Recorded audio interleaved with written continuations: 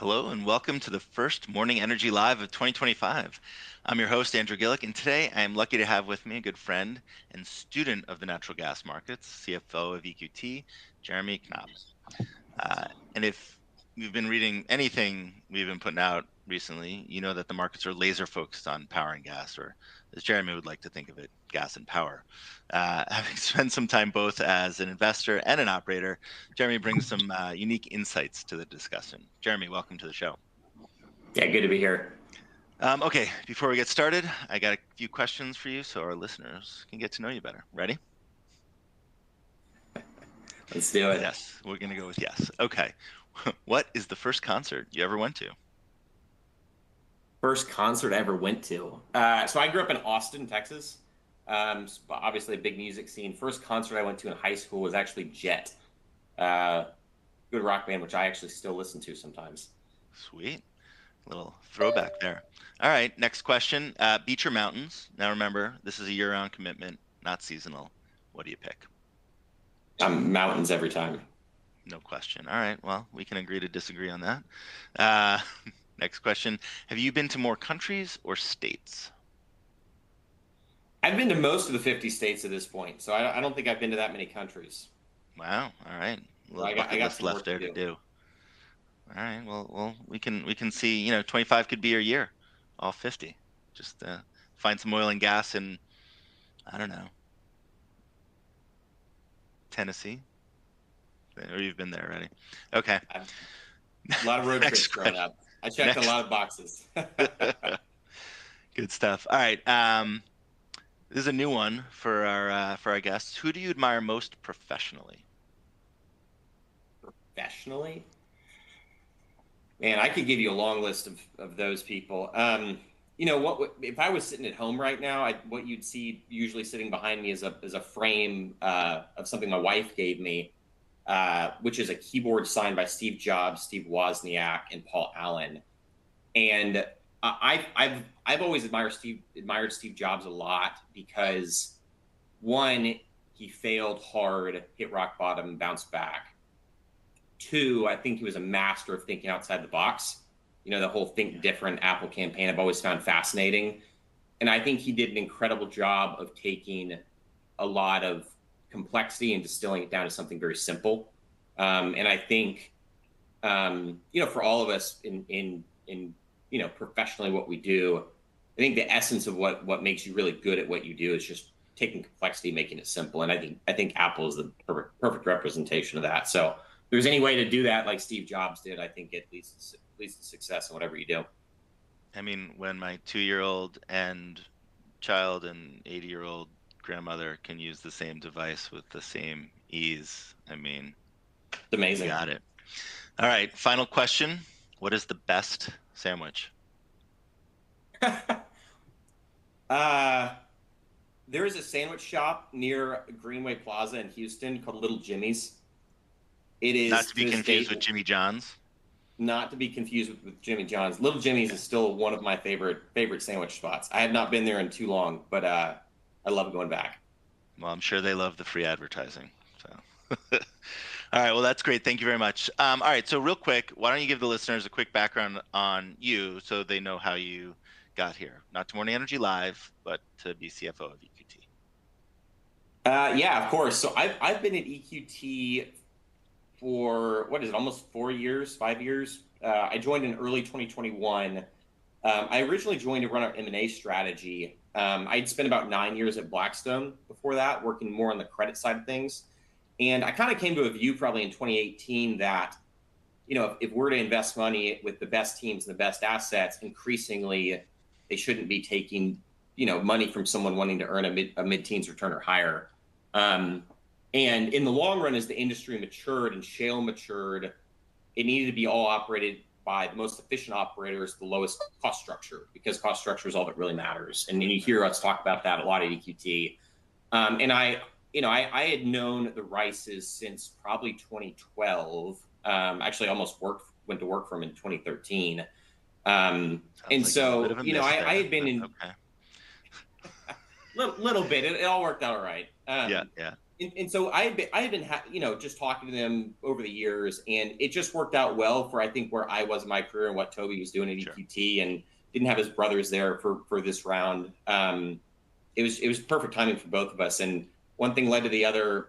We're successful very quickly on the M&A side, and then CFO job opened up, and it was a pretty natural fit, and so we've really pulled a lot of that together internally. And then before I worked at Blackstone, I worked at Lehman Barclays in the investment bank, kind of traditional 2-year program after school. But I have always lived in Houston, even though I have yet to work for a company based in Texas. So keeping the streak alive. Wow, keep up the good work. I'm impressed. I mean, Brian. I've lived in New York my whole life and worked for a company in Calgary the last 10 years. So, I feel you. I feel you there. All right, now down to business. So now the U.S. finally has 2 new demand sources, right? We got for gas, we got LNG that we knew about, and now this new power demand that we learned more about last year. A little bonus. Are we finally going to see sustained prices above $3-4? So it's an interesting question. So I'll answer this with a little spin to it. So I think on average prices need to be in the $4 to $5 range over the longer term. I think in our view at EQT, while we have remained in Appalachia, we've looked at assets everywhere because we can learn a lot just from a macro fundamentals perspective. And we have a view that a lot of the core Haynesville inventory is depleted. By the end of the decade, you'll be pretty well exhausted. Plays like the Utica probably end up in around the same time frame. Marcellus is in the Permian are in kind of a different class.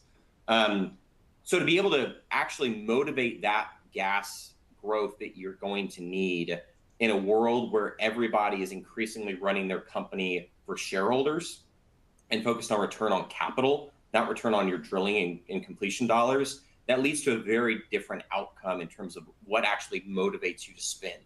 And so I think you do need to see those price signals probably much higher. I don't think you're going to see producers chasing a 350 4-handle in gas anymore. I think what is different, though, is that if you look at and we have a slide in our investor presentation on this, I think it's slide 21, but if you look at the 10 years prior to 2020, gas prices on a settled basis, if you were to bin it by like every 50 cents, it looks like a very perfect normal distribution of outcomes. If you look at the distribution since then, 60% of the time prices are sub $3. And most of the rest of the time prices are above $4. You don't see a lot of price settlement actually in that middle range. I think that's going to be much more characteristic for the world we're in going forward, because you have renewables, which are intermittent.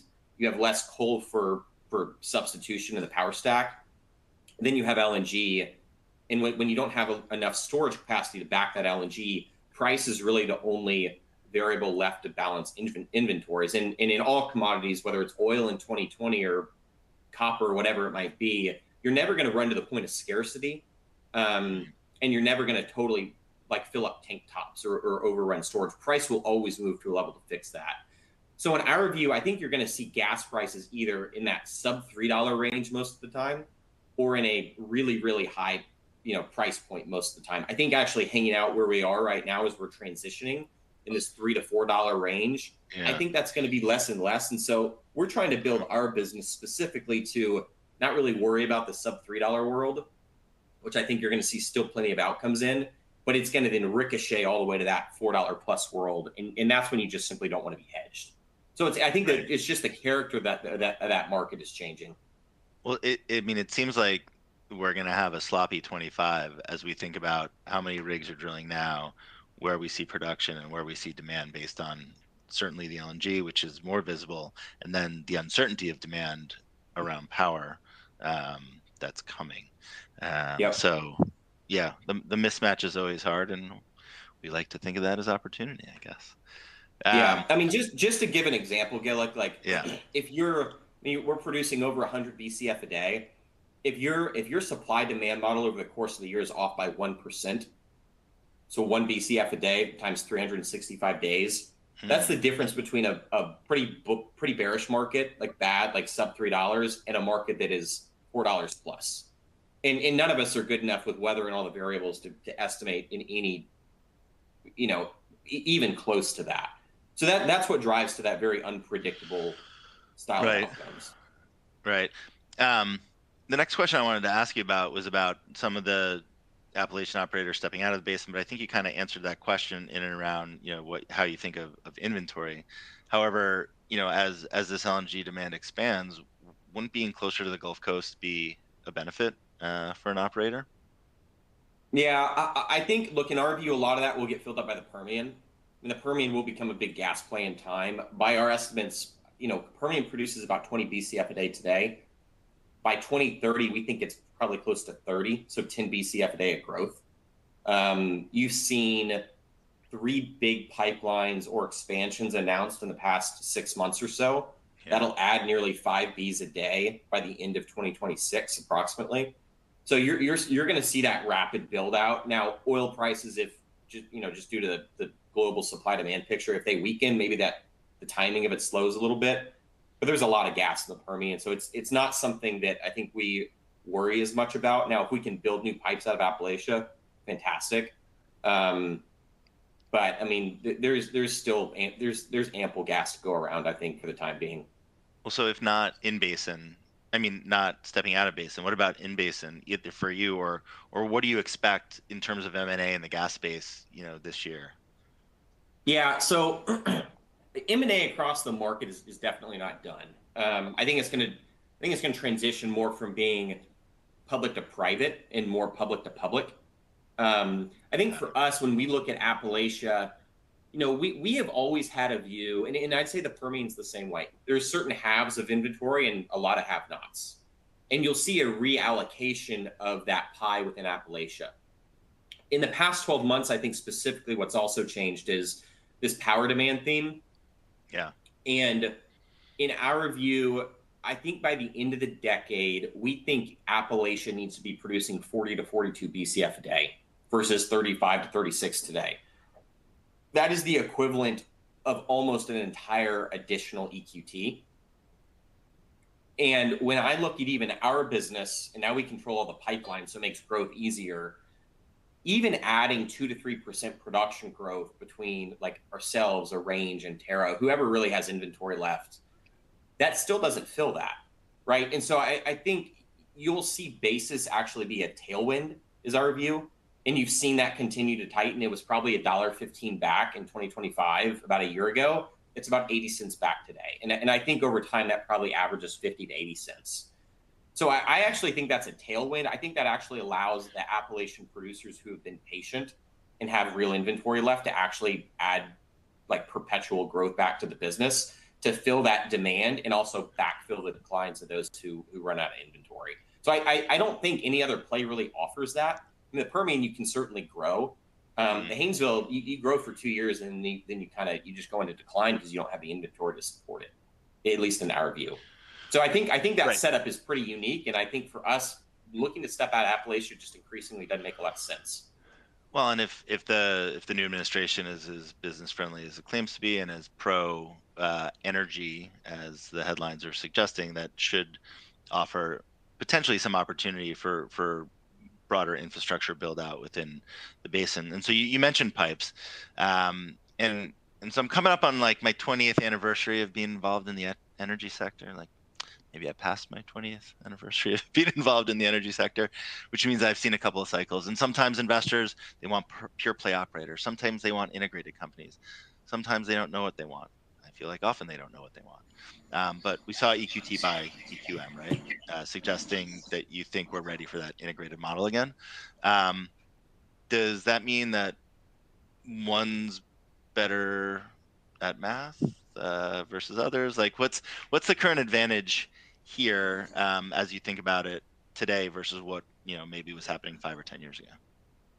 Yeah, I mean, there was a period during the shale boom where it was all about growth and high quality cash flow, whether it's midstream or minerals, was sold off at a high financial multiple, and it was really ended up being kind of busted financial math that helped fund a lot of the upstream growth.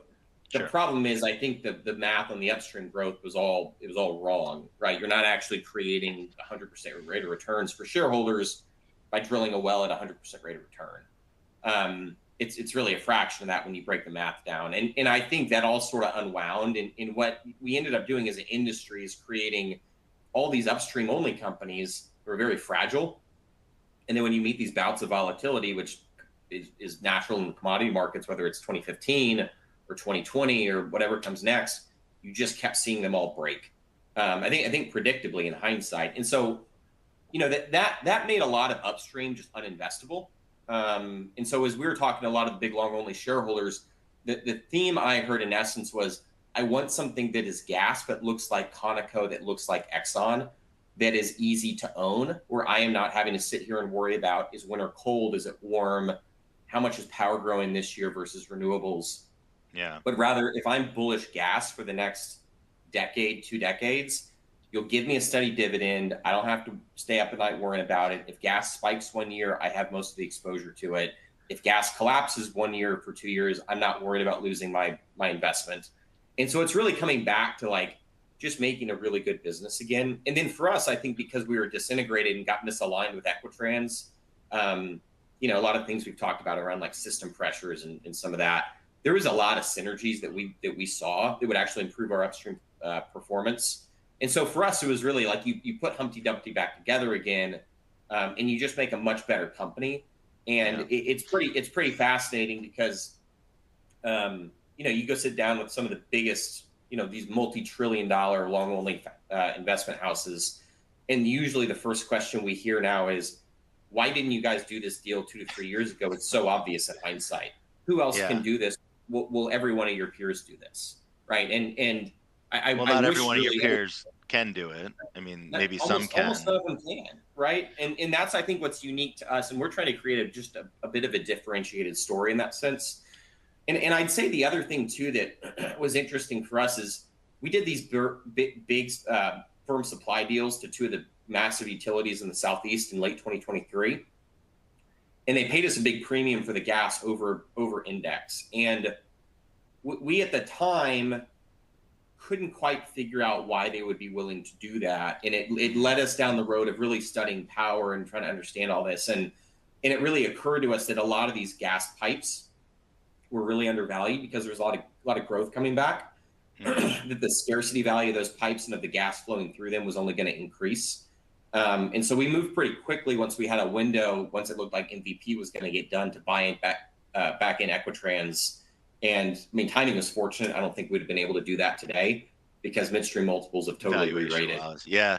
Well, I mean, I think when you look at it and you see all the consolidation and generally the upstream business is considered mature and investors are looking for that return of capital, right? That it makes sense that you would want a little bit more of an integrated, stable business in the go forward situation. So that makes sense. All right, one more question before we start talking about gas and power here. So as I mentioned, I've seen some cycles, and when I started, the U.S. was primed to be the world's LNG dumping ground. Yes, Cheniere was not a liquefaction project, but a regas facility. And now here we are arguing about how much more export capacity we should be building. In your view, like, should we be building more liquefaction capacity, or did Biden actually do everybody a favor, or do the U.S. producers a favor? Yeah, it's a great question. Look, in our view, like, gas demand will structurally keep growing internationally for the next several decades, and there's so much coal still being burned.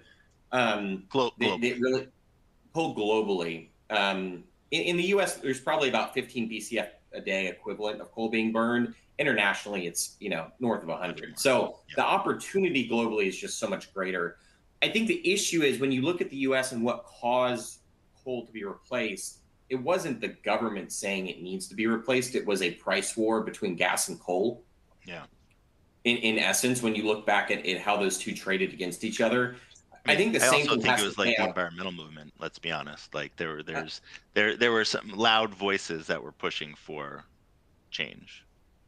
No, that certainly plays a factor. But for someone to put capital out and convert a coal plant or shut it down or invest in something else, it's that relative return that is really driving is capital actually funding it or not.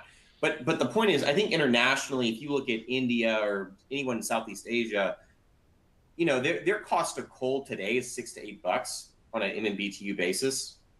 Okay. So for LNG to displace coal internationally, it's got to ultimately that's going to be driven by that arb and price war between gas and coal. So you do need a lot more gas internationally. I think we do have to be careful about getting too excited about LNG is something where the arb is always going to be wide open, whether you're a Cheniere, a Venture Global, making a lot of money marketing gas today, Mm-hmm. because that arb is making you so much money for your marketed volumes. I don't think that exists in the perpetuity. But by nature, an arb is meant to be closed. But it's gonna be open and it's gonna be closed for different periods of time. I do think, while I don't, I'm very much a more of a libertarian free market guy. I hate seeing the government get involved and stop private enterprise from building what we think is needed. But I do think to some degree the euphoria over LNG after the Ukraine invasion, it was certainly tempered by what Biden did. And in hindsight, I think probably led to a little bit more disciplined capital allocation to the best projects first, as Sure. opposed to a massive wave way too quickly of LNG that just dumped in the global market and really caused a global oversupply for years. I think Yeah, it there's may still have. risk of that, just Yeah. from a timing mismatch. I think there's a timing mismatch in favor of uh, too little supply in the next 2 years. It could flip after that, and it flips again. So it's going to Right. keep moving in cycles. Yeah, I got the sense that, okay, let's slow it down. And before we even started thinking about the new domestic demand source, right? And so I think Yeah. it served, one that was fortuitous on that end, but also, to your point, more discipline, which is always important. Like, how many times have we seen investors throw money at things that they think, especially in the energy space, are going to be, the new thing. But Yeah. tempering that is good. Okay. Um, so do you think that the market sort of shifted away now, thinking about LNG, because of this domestic need, because of all the headlines around power and power growth for the first time in a generation, and now the administration pushing forward more of a hydrocarbon agenda than others? Like, is LNG on the back burner for investors, or, I mean, venture global IPO aside, or potential IPO aside? We'll see how that goes. But where do you think the mindset is here in the U.S.? Yeah. I mean, if you rewind 2 or 3 years, the pitch for buying and owning gas was LNG. Right. That has evolved, and at the time you still had coal retirement. So over the past decade, from like 2014 to 2024, we've probably added 10 to 12 BCF a day of gas demand in the thermal stack, Mm, displacing coal. So the power story has been there for gas already, but that was in the face of flat load. And so I think what's changing now is you kind of have a third leg to the demand stool beyond LNG, beyond coal retirements, and that is absolute load growth. And that's after, this last, call it 5 years of sort of irrational exuberance around green energy and renewables, and you don't need fossil fuels anymore. I think everyone's woken up to say, like, that just doesn't make any sense, right? Even if you pair solar with, you know, 12 hours of batteries, that's going to cost you 4 times as much as a new combined cycle plant. It just doesn't make a lot of sense, and you still don't have the reliability. And so as we look at that, and as we talk to, different users of gas, different utilities, even some of the hyperscalers who we've talked to, I think that the script is totally flipped. I think the administration change, I mean, certainly helps with that to some degree. I mean, in my mind, seeing guys like John Arnold, now Dana White, of all people, on the board of Meta, it does signal that mentalities are changing. It's coming back from, where the pendulum, I think, had overswung right. too far to one side, to something that's more balanced. And I think, in our view, gas being like a long-term transition fuel, or really, if you fast forward like 30, 40 years, maybe it's like nuclear plus gas. I think people are starting to realize that with a little bit more of like a balanced way of looking at it. From my seat, it just seems like there are a lot of parties interested in what's going on in the US because of the amount of class capital, or the velocity of capital pushing forward the AI agenda, right? It's so clear to Yeah. me that it's a national security issue. It's not just a, oh, this is a cool tech bro thing, right? It's something that Yeah. the country is focused on, right? And while there's still interest in solar and batteries, and that can be part of the solution stack, it's the reliability or the dispatchability of gas that I think the markets are going to be very focused on, and Yep. I don't think that I don't think that that's changing anytime soon. And so when we look at it, we look at, okay, where are there underutilized plants? Where can we put new plants? Um, and how long will it take? And so I guess from your seat, how are you thinking about EQT participating in this rush, right? Because on the one hand, we have what you just described. On the other hand, you still have the exporters, those that have, capacity in the liquefaction um, facilities who are looking to lock in gas, right? So I feel like there's actually going to be a Yep. little bit more competition. We can talk about that later, but back to you, EQT, and your participation on the power side. How are you thinking about that as an advantage for you? Yeah, and I think it's a great question because it's important to differentiate like who within the gas space even has the ability to participate. So if you think about it, if Okay. you're a Duke Energy, you are not going to do a long-term gas supply deal with a $5 billion sub-investment grade gas company, right? It just like you can't for 10 years, 15 years depend on that supply. The counterparty credit ratings matter a lot. That's why we expand. Others have been so focused on getting rock solid IG ratings. Um, and then beyond that, I think you have to have the right team that can structure creative deals, and certainly having the midstream piece of that. We're seeing our integrated model, I think, is a key differentiator in that because we can supply the gas to a new facility separate from saying, hey, I have to tie into TCO or to TETCO or one of these other pipelines where there are going to be rate cases. Are you going to have that capacity the whole time? Is your supply going to be able to get from over the next 20 years, 15 years, where you're producing it into the pipe to that end user? Do you have enough inventory to really support that? When you start thinking with duration, that equation gets a lot harder. And so I think for us, being able to control the full value chain is a key differentiator of that. So we're seeing a lot of unique opportunities come to us. I think, I'm trying to think outside the box a lot about what are the right structures to put together to pitch for some of these. But I think the I'm becoming more optimistic about it. I think a year ago we were probably one of the first gas companies to really start talking about this. I think we said specifically like this whole AI power data center theme is really taking the torch from LNG. And at the time, I kind of worried, thinking like, man, are we getting too excited about this too early, or are we over optimistic about what those estimates could look like? And really, I think from where we sit today, in the latest conversations we're having, I think those actually might be too conservative of estimates. I think those are probably moving higher. Um, but I think 2025 is going to be a big year from that, where it goes from hype to or deals actually getting signed. But the key constraints right now are really in the turbine market. Yeah. It's in the permitting side of things. The scarcity is in power. The scarcity is not in gas.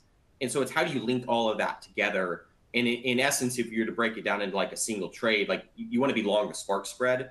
We've done firm supply deals with the biggest utilities in the Southeast on a like index plus basis. We have a deal with another power plant for almost 100 million a day, where we just get PJM netback pricing. I think we're thinking about other structures beyond that to get exposure, but the deals we've done to date support about 9 gigawatts of new gas-fired generation. So I think we're in a great spot to capture whatever comes our way. But we're seeing the hyperscalers warm up the gas pretty rapidly. Yeah, we've been noticing the same thing, and the the conventional wisdom is that the hyperscalers in particular are going to want the security of being connected into the grid, and but there's still a lot of talk around behind the meter, right, of the hyperscalers building their own gas plants or their own power gen facilities. What's your sense there? Do you feel like we're going to have more one way or the other? Obviously, time to market is very, very crucial for these folks. Yeah, I think one of the more interesting plays we've seen recently are developers taking old coal plants that already have interconnections to the grid and converting them to gas. Um, because they can jump that regulatory queue easier. It doesn't help you get turbines quicker from Mitsubishi or GE or whoever you're buying from. Right. Um, but But that's still interconnect, right? So that's still it's still an grid interconnect. connected. Yeah, Yeah. yeah. I mean, look, one deal we're looking at right now is behind the meter deal. Sure. If you're going to be behind the meter, you need extra redundancy, though. You need to overbuild the capacity for maintenance Right. purposes, whether it's Yeah, yeah. pipe access or whether it's the actual generation capacity. If you say I need a gigawatt, you might need to build like one and a quarter, because you're going to Mm, have to take plants down for maintenance, and you can't tell the data center you require 5 nines of reliability, which is you can only be down like 24 minutes a year. Like that doesn't work if you're yeah. depending on batteries or you don't have backup options. So I think the point of interconnects, even if you build behind the grid today, I do think they're going to want to tie into the grid in time. Yeah, no, that makes sense to me too.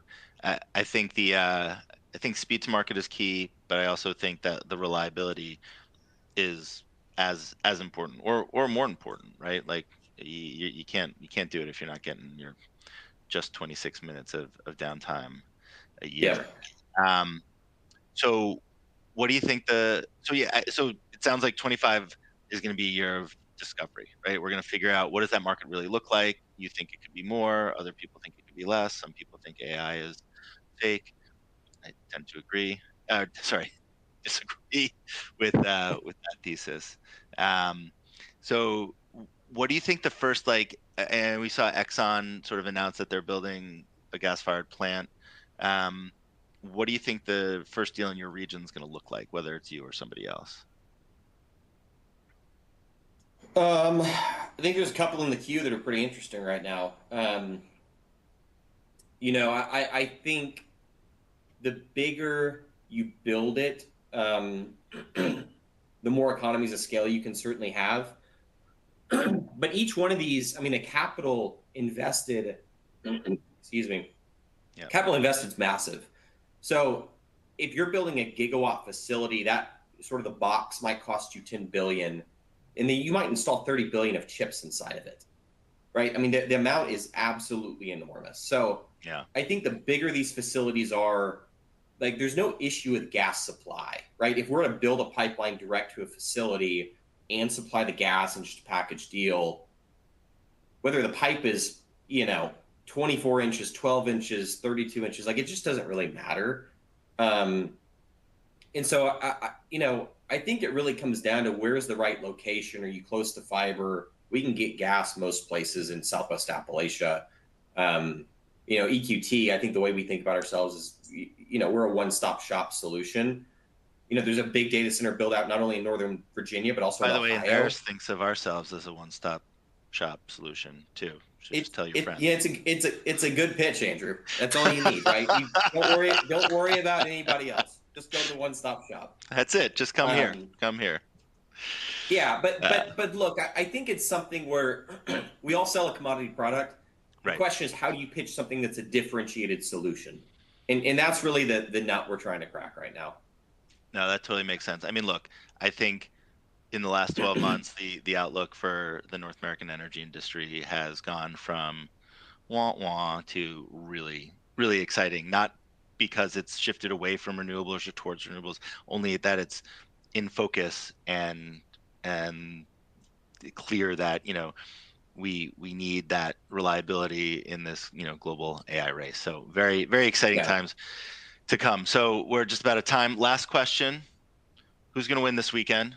Bills or Chiefs? Not who you want to win.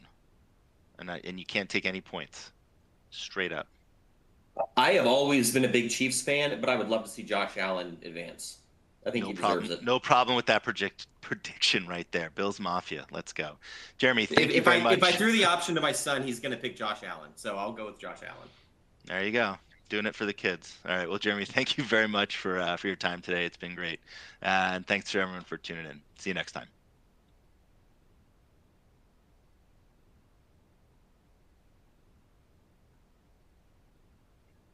Well, that was fun.